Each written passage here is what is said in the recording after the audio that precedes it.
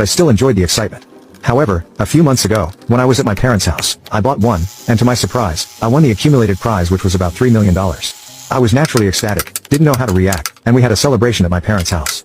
When I got back home, I told my wife, and she was also happy, asking if I was sure about it, and I said yes. The next day, she disappeared. I sent several messages, and she didn't respond to any of them. A few days later, I received divorce papers.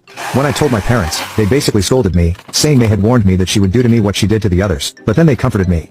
However, there's a detail in this. In my country, you can only play the state lottery if you live in the state.